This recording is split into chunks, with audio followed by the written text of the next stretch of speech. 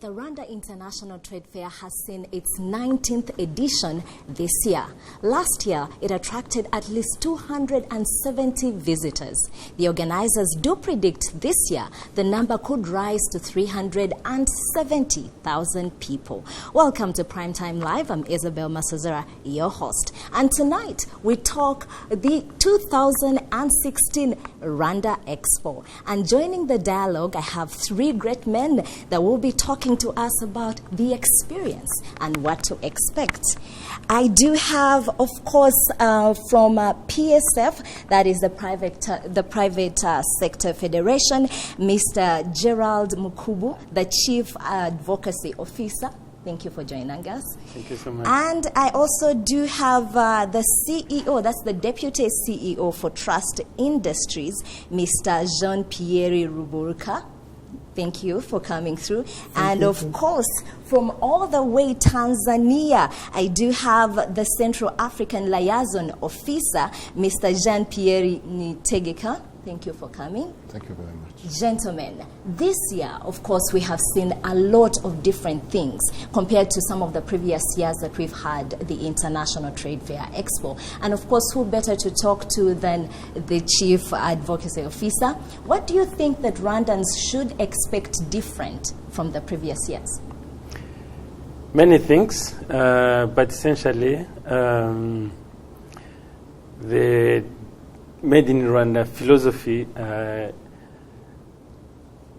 displaying products locally produced in Rwanda, but also connecting people from worldwide, from UK, from Germany, from Europe, from Asia, from Africa, in the region, connecting business operators from all the corners of the world. Now this year, you want to focus on shining the light on the locally made products. Is that right? Sure. What have you done specifically different this year to create, of course, the local buzz, but the international world to be able to see what is going on down in Rwanda? Thank you so much. We have grouped at least many sectors. We call it nucleus. These are SMEs, business operators. We have even facilitated them to come. Okay. Together, they exhibited together with other large companies and foreign companies. So they are there. They are also exhibiting with others, and they have quality products like shoes, like clothes, garments, and other products. So they are there, and they have quality products, and in many quantities. There has been a lot of dialogue, and of course critics have come up to say that some of the locally made products might not meet the international standards. Do you think this is true? And have you seen a difference from the previous years and some of the products that are being exhibited this year? And in my view, this international trade fair will be a very good platform for our local business operators just to evaluate themselves to the other foreign companies, maybe very experienced, with advanced standards. But what we know that our companies they have also products very well tested, because you have even this institution, Rwanda Standard Board. They help to our companies just to get the international standards. Yes. Yeah. Now crossing over to Trust Industries. Of course, in 2014, you won the Africa Award for Entrepreneurship. Sure. And this year, you have been able to bring out some of the products that you have for Rwandans to enjoy. However, I do have a concern that I think I would like to share with you. It has been said that majority of what you use when processing these products is imported from Dubai, from Kenya, from Uganda, and just very small percentage is got from Rwanda. Doesn't this question the authenticity, or is there something that can be done to reverse that so that we can have at least 70% of the products processed back home? Mm-hmm. Thank you. It's true that we are importing most of our raw materials, but our main product, which is tissue papers, we are using waste paper, which is local, and our price is the most competitive if we compare to the product which are imported. And we want to increase this unit such that we can even export. Then for other products like detergent and bar soap, it's true we are importing raw materials, but detergent is what? 80% of detergent is water. So imagine if locally people who are exporting here detergents, we are exporting here water. So 8% is water. So we will not compete with our product if we can produce locally, because our water is not expensive. And those people who are transporting water from Kenya, from Dubai, from Asia, they will not compete us. So we have big advantages, and we export even in our region. For the third unit, which is soap, it's true we are importing from raw material from Malaysia, from Indonesia. It's very fine, it's very expensive, but there is Congo, which is producing also palm oil. It's not good quality. We are working with some partners such that we can improve the raw materials from Congo. Then, after you have produced, our population will see there is opportunity. Then we can start producing also, how they call it, promote our to growers. They can make palm oil. Then it is easier to encourage them producing them when they can see the unit.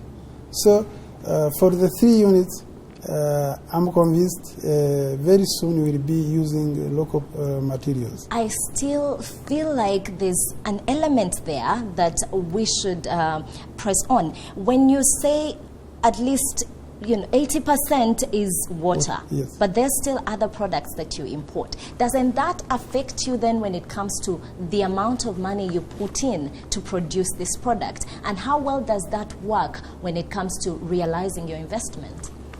It's true, but transport is a big factor in manufacturing. Transporting raw materials from Kenya to here, it's about $180 per ton. This is too big. If you are transporting products from Dubai, the cost of transport will be about $300. Yes. Then if we are reducing at least that element, we are becoming competitive. So it's true we have to continue importing some items from outside, but already if we can reduce that element of transporting water, it's an opportunity for us to compete with products from outside. Okay, thank you very much. And to help us understand what we can do to cut the import bill and be able to, of course, capitalize more on exporting our products here from Rwanda, would you say on average, how much are we exporting through the terminal? Thank you very much. Yes. It is our great pleasure to be part of this program and focusing on how we can, improve the logistic and supply chain. I'm not sure whether I have on my fingertips the right or the current statistics, but as we are aware, our country is still, we're still facing importing rather than exporting. Yes. But nevertheless, we have some products that are being, exported using the Central Corridor, which is the port of Dar es Salaam. Especially the minerals that have been creating a lot of resources to our country. So we're thinking that if we cannot compare really the import to export, but at least as we have been discussing about the Made in Rwanda program or initiative, I do believe that in the future we'll be having much more. If it starts very small, but later on it will become. Coming back to what my predecessor said, when coming back even on the Expo itself, when we are organizing such an event like this one, bringing on board different stakeholders, so that is a good opportunity, to learn from each other, to know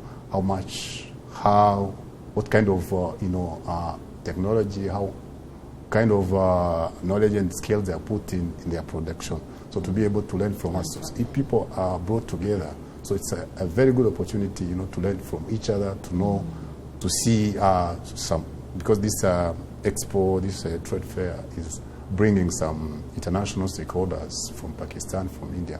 So if you are having products from India, from Pakistan exhibited here, it will be a good opportunity for Rwandans, SMEs, Rwandan stakeholders, manufacturers, to be able, to learn, to exchange, it's a kind of, exchange, details, exchange contacts, to be able to learn how they have managed, to be able to, to bring their product to the Rwandan market. So it's a very good opportunity, and we are very happy that for my specific company, which is Tanzania International Container Terminal Service, we thought that since there are a number of programs in the country, like improvement of, in terms of doing business, that you're aware that Rwanda has been ranked several times in terms of doing business. So we came to this region, to Rwanda, to be part of this, this achievement, this process, because we thought that's our stakeholders, our clients are living in Rwanda, DRC, and we have become like a geostrategic position within the region and Africa and then the world. So we want really to come closer to our people, to serve, as you hear from one of my predecessors, they're importing. So we want to come closer to them, to be able to facilitate, to help them, to reduce some challenges, some NTBs, non-tariff barriers along the Central Corridor, for which a number of stakeholders have been facing. So we are there on the ground, so to be able to help them. Mr. Jean-Pierre, what would you say are some of the challenges that Rwandan exporters have been able to face? Yeah, that's why actually we opted to come to to establish our local office here in Rwanda, Private Sector Federation, because a number of exporters have been facing challenges at the port. There have been some theft of minerals. There have been a number of non-tariff barriers. There have been a number of middlemen in the business of logistics and supply chain. And you realize that the business people here, they don't know, they don't have enough information on their fingertips. And has something been done to avail this information? Exactly. That's why we are bringing the port closer to the people here in Rwanda. So we want to hear from them, to be, to provide information. We're establishing ICT platforms to be able to pay, because previously they have been requested to go to pay in Dar es Salaam. Yes. So they have been, we are providing much more information, and we thought bringing our physical presence to Rwanda, we add value to the business, because everybody will be aware on what is intended, what does it mean to have, to know exactly that we have information on the, importing a container from Dubai, what does it cost? Because there has been a number of middlemen challenges, and actually we are part of the Central Corridor stakeholders to be able. We are one partner, but we facilitate, we advocate for our business, because we have other stakeholders along the Central Corridor. So it will be a very good add value for our business to have information on how does it cost to have a container to to be on the ground here in Rwanda.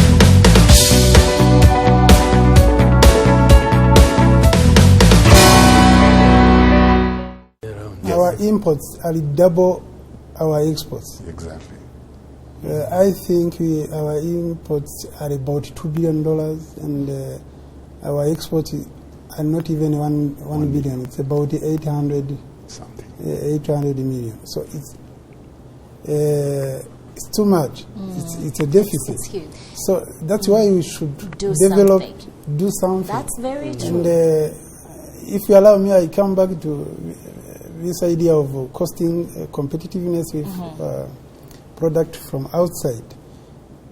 Even if the product from outside are competitive, is it sustainable we continue to buy from outside? It is not. It is not. That's so true. we have to develop our country, and development is investment. You have to invest. If you don't invest, we continue buying from outside. So, and what we are buying from outside, the cost of it is what? It's a raw material, sometimes from our region, poor countries. Then they advertise advertisement. They add their salaries. So why should we buy paying their salaries, paying their promotion activities? Let's do our product here. We pay advert here, and we are creating employment for people who are advertising here, yes. For RBA, for our TVs. We pay salaries for our people. Yes. If we are not competitive, we can try to improve what we can do such that our cost can be reduced enough, and you have good product, but we create employment for our people, we create revenue opportunities for our companies, then our country will be developed. I'll come to you. Yes. In fact, to complement my colleague here, there is a plan for Made in Rwanda. Yes. And we have around 5 sectors of priority we want to promote. Together with the government, private sector with the government, we have organized an expo, a separate expo on the product locally produced.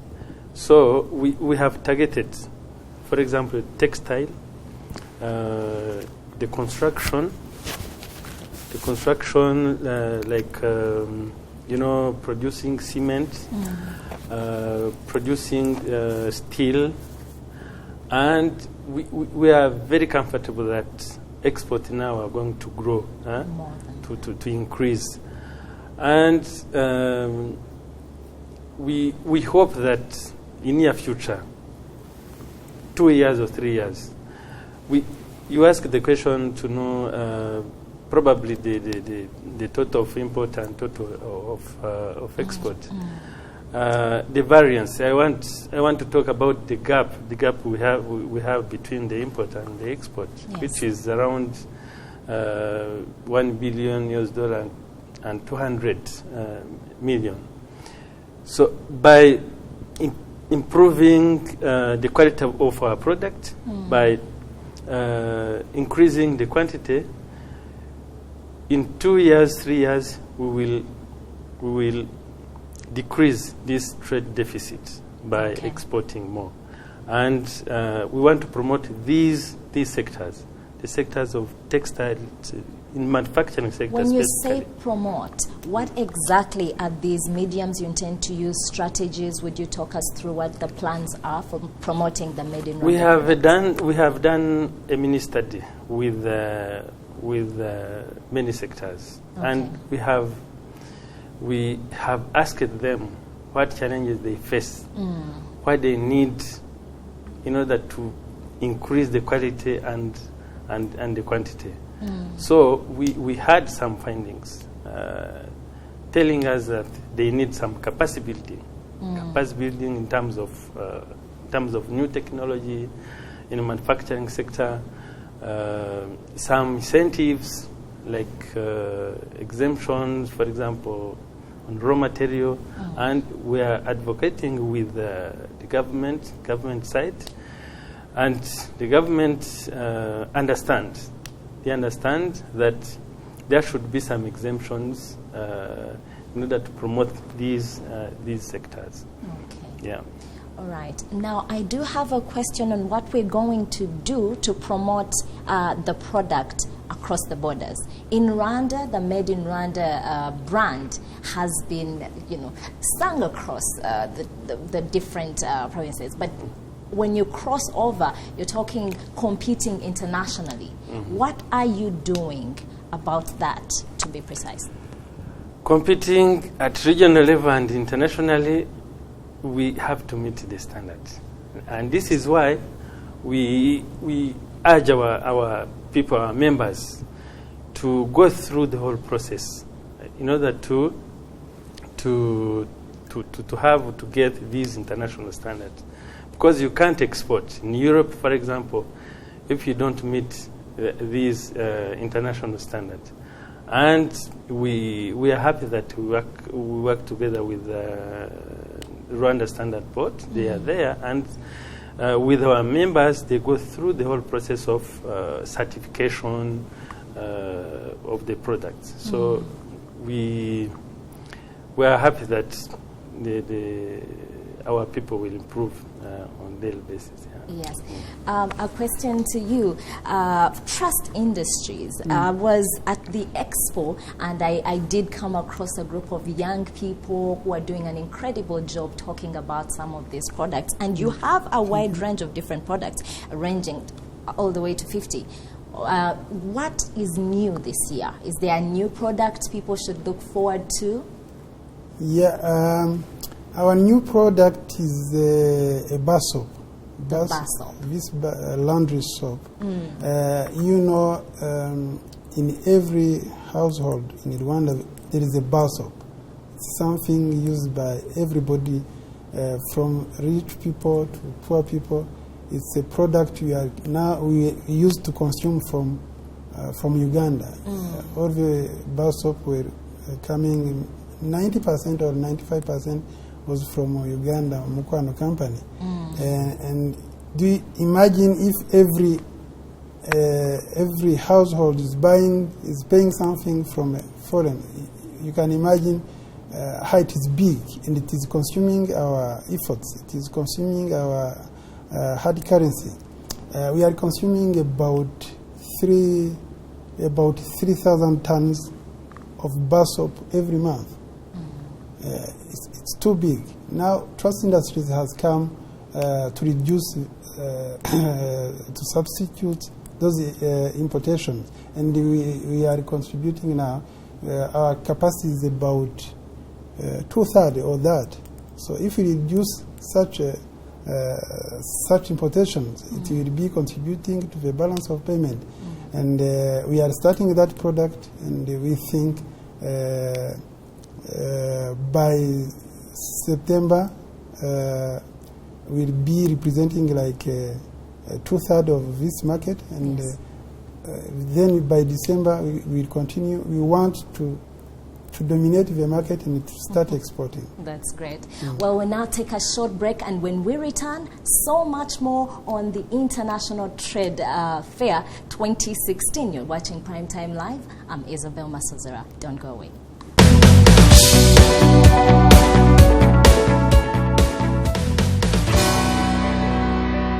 Welcome back. You're still watching Primetime Live. I'm Isabel Masazera, and tonight we're talking about the 19th edition of the International Trade Fair here in Rwanda. And we're still talking about some of the experiences we're having this year. And just to direct the conversation to you, as Trust Industries, what would you say has been the highlight of the experience so far? I was saying, for Trust Industries, the best thing this year is the Expo is well prepared. When you look at the standard of the stands we have there, they look so beautiful.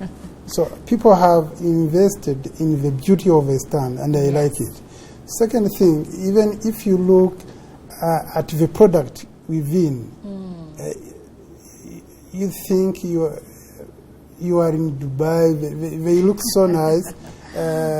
I'm not exaggerating, but I like the product. When you look at those products and they tell you it's Rwanda made, we are proud. happy. You are happy. So the expo today is better organized than the past, and again, it is being visited by more people. Yes. So it means more people will see our companies are being developed, are developing good products, and they will like Rwanda made. Yeah. So this is good for me.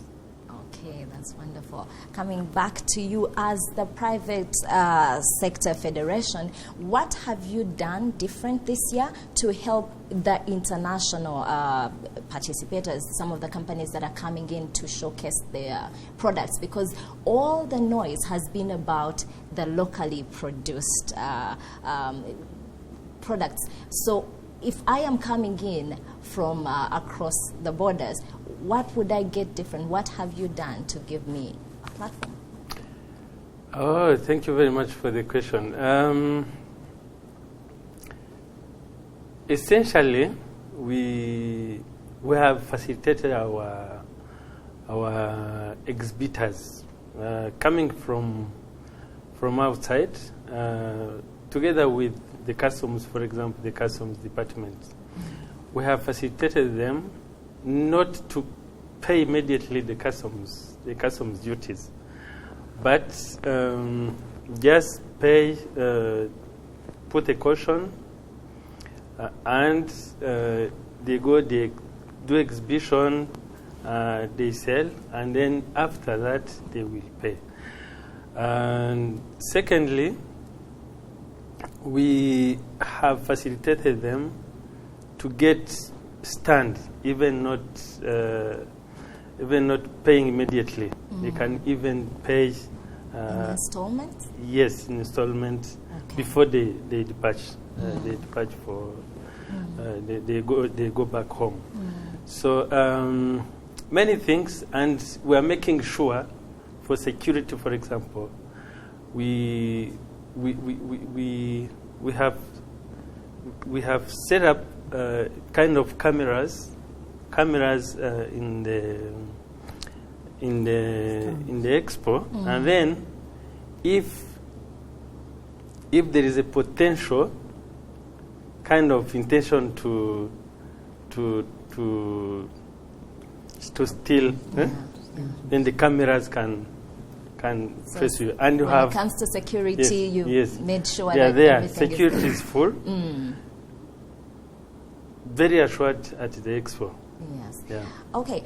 When it comes to intertrade, some of the locally made products, when I travel abroad, I'm not able to see a lot of Rwandan products on display, whether it's in supermarkets or retail shops. What has the private sector federation done to facilitate the farmers or the producers here in Rwanda to make sure the platforms across the globe are created? Fantastic. Very good question. So we have now started to establish what we call a multi-service center in selected countries, together with the Ministry of Trade and Industry. In fact, we are going to start with Congo Brazzaville. Okay. What is a multi-service center? A multi-service center is we have a kind of showroom of locally produced, the Rwandan locally produced, and we have all facilities from the airport to the warehouse. We have a warehouse, showroom, where we have the code room, all facilities, and then our product coming from Rwanda, they go straight to the warehouse, and some other product displayed in the showrooms. So we are starting very soon, and as a pilot. But after Congo Brazzaville, we plan to go. We plan to go in Dubai. we have a plan to go in Dubai, and also we established there another multi-service center, and we have strong belief that this will work. And we are working together with our embassies. Last week, I think, last week we had a meeting with. We call it Joint Permanent Commission, Congo Brazzaville, between Congo Brazzaville and Rwanda, and we had a very strong agreement with the government from Congo Brazzaville and the government of Rwanda. They had a very strong agreement, which we. I still feel like this is a long-term solution that is good. However, who qualifies to be able to place products? Can I be allowed to chip in? Please. Thank you very much for that question. Actually, we have been discussing about the locally produced products in Rwanda. I think basically what is required, it's about mindset change. And mindset change we start by our citizens. So to change, how does it, a juice produced in South Africa, how does it differ from the one produced by Nyange? Yes. That is about mindset change. So we need to change ourselves. Secondly, I think media. Before we go to the media, you talked about mindset change, yes, which is something that is a collective. We have to achieve this together. What has been done about that? Actually, launching itself the program that we need to focus. That is kind of realizing that we have been losing a lot of foreign currencies just when we are importing, and yet we have our locally produced products that can chip in and then reduce that kind of pressure we are having in the country, and then we leverage our purchasing power of our people. So that is one. That's launching, realizing that we need to change our mind and then to focus on the manufacturing internal here. That is one item. So we need also to sensitize our people that we need to change our minds, because products realize that if it is about juice, they are the same. They add sugar, and we have the capacity to add sugar, and it is the same. So what we need probably to do differently is like, packaging, kind of, marketing, packaging it very well, that it looks very well on the market. Yes. That's right. So secondly, we are asking, if I want just to compliment on what my colleague Gerard had just said about, you asked about why we don't see our products across the board in the supermarkets. There have been initiatives such as market linkages, where we want our products to cross the border and then to be traded across the area. There have been some forum where we invite investors to come in to test, to exhibit our program. There have been Tanzania Rwanda Trade Forum, where we discussed some of the challenges that Rwandan products are facing on the market. Such as, when you say challenges, and I'm actually going to give this to you, what are some of the challenges that our products are facing? Basically, our product, they face the issue of the standards. The certification. Now, you have said this for the third time on the show today, but I would want to know what has been done about that. Have you created maybe workshops to sensitize some of the people who produce this? Sure. We have a forum. We have a platform with Rwanda Standard Board. Okay. And we, together with Trade Markets Africa, we went through trainings with our members, workshops, as you said, but also with the Ministry of Trade and Industry. We have a very strong campaign, which started in May and will end in December. Specifically on Made in Rwanda philosophy, if I can say.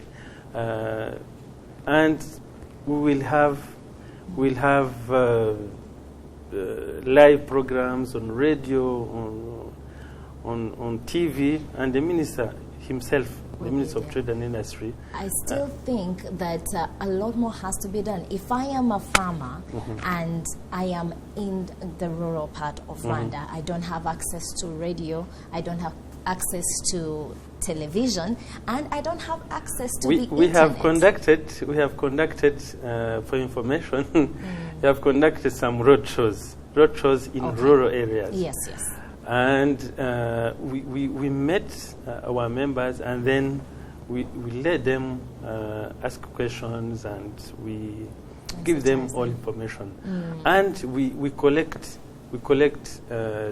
some issues they are facing, and we resolve them. Okay. So apart from the standards... Actually, to complement on what Gerard has just said, at the EAC level, the East African level, the standard bureaus have developed a number of standards that they have agreed upon at the regional level to be able to, to answer the question we raised about we don't see our products being traded across the board. Yes. So there are a number of standards that have been agreed upon. So it's upon our private sector to know, to get to know that they have been agreed upon at the regional level. So there are a number of standards that have been agreed upon at the regional level to allow our products.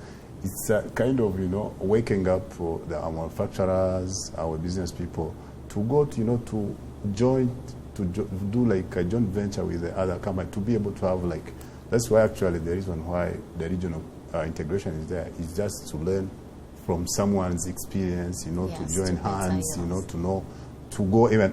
I would advise that the manufacturers would cross the border and to see what is being sold there. How Yes, can and my learn products from get it. the market? What is lacking? Yes. What can I penetrate? So what kind of, there's, I would say that, opportunities are there, but it's upon our people to wake up and then to cross the border and to see what is happening. But you realize that our culture has taught us to stay at home. We don't want, to complicate. So that's... knowing our culture, then that just gives us the push to work harder Yes, and motivate these... actually, that's what I'm saying. Our farmers people need to wake up to know what is happening across... Actually, there are a number of initiatives that's allowing people to move freely, like the use of IDs. So it doesn't require you to have even passport. Yes. You can go in Kenya, you can And go, trade. you cross along the Thank northern you. corridor and you access the market. So That's it's very upon true. us. So you have asked what other challenge? There is also another challenge in terms of skills gap. Yes. In terms of new technology. And this is why we were working very hard with the National Capacity Building Secretariat in order we join hands in order to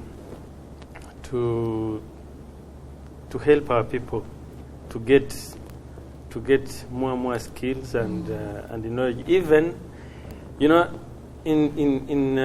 manufacturing sector, they have machines, new equipment, not known here in Rwanda. And this is why, for example, if you go in the farm, you will find foreigners, experts working in that industry. So, and we have a plan that those experts coming from outside, we should link them with our people, our young people here, and they get knowledge transfer from these people. Like after 2 or 3 years, then they can take over and they can That's true. work on this. Yeah. Well, to join the dialogue, you can tweet us at Isabel Masozera or at RBA Rwanda. Ask the questions, leave us a comment, and you can be part of Primetime Live. Well, Trust Industries.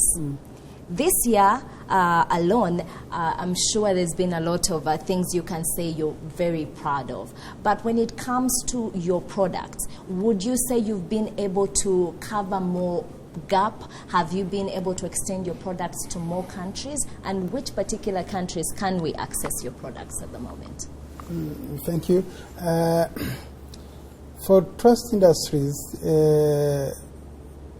the quality of our products, currently we are achieving good quality, good standards. Of course, there is all the time there is room for improvement, but the main thing is determination. Yes. Standard is something you can buy. You can hire an expert. Then, if you are determined to make it, you will learn from that expert, and after a certain time, your people will be well trained. So we have this determination, and if you visit our stand in the Expo, you will see there is no difference with imported products. Of course, we are facing when we are starting. We face the problem of electricity, and it is a common problem.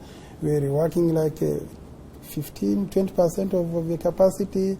We are having waste because we had up and off on electricity, and if you have up and off electricity, then your quality is being reduced. You are having too much waste. But now government has helped a lot. Now electricity is becoming stable. We had a problem with water. Government has helped, and now we have enough water, and we can start working 24 hours a day. So if we have those infrastructure and you have the determination, standard is something we can buy, and it is possible. But obviously, we can't start and we start exporting. First of all, we have to meet the local market. At least if we are stopping importation, it's already a big contribution. But I can tell you, we have been called by the region, some businessmen from Congo, some businessmen from Burundi, even from Kabare. Kabare is 8 kilometers from here, and it is 400 kilometers from Kampala. Why should we hesitating to send to Kabare? So it's easier. But we are starting by the local market. Yes. But tomorrow for sure will be. So how are you doing so far on the local market? Have you been able to sell your products beyond Kigali? Have you been able to reach all the places in Rwanda? And how well are the products doing at the moment? We are trying to sell all over the country, but of course the big market is in Kigali. But for the soap, we'll go in the rural area. Now we have started a strategy of identifying rural centers. We have identified like 50 centers. And every district, at least you have a center there. And tomorrow you will be able to see trust industries. I still don't understand why you are only producing up to 75%, given the report you just relayed. If you are doing so well all across, don't you think you can be able to do even better than 75%? Actually, before responding, I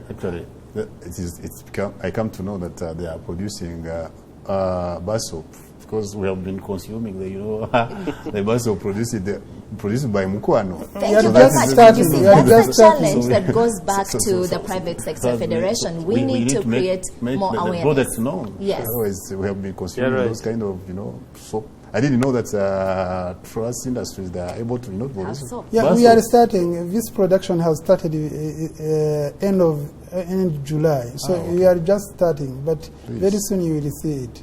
So what do you have in the pipeline? What should we look forward to around about this time next year at the Expo?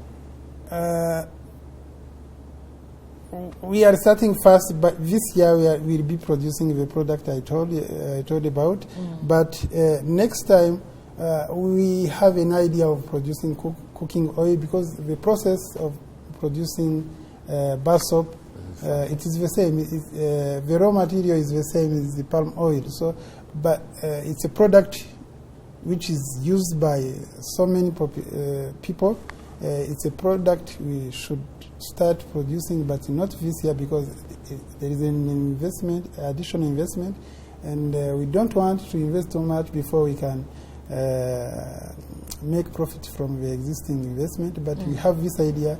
We can also produce this powder soap. Okay. It's also something we can start, but not tomorrow. But I think 2017 we can start preparing the business plan for it, and That's wonderful. it will be coming. Going back to the private sector federation, what do you say has been your greatest achievement this year? This year, we have seen grown our members. Yes. Our members in all sectors. In all sectors, in the sector of manufacturing sector, tourism,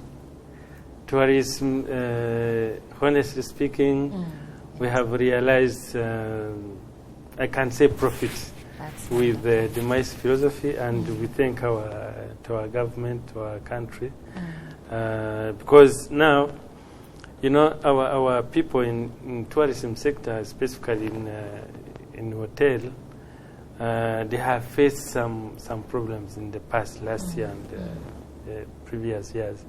But now with the MICE, they are just getting clients, and they are getting more and more profit. That's wonderful. And I believe that even the country will get profits by getting more revenues in the. Well, I have to say it has been a joy watching the Expo evolve over the years, and I'm very sure around about this time next year we have amazing things to look forward to.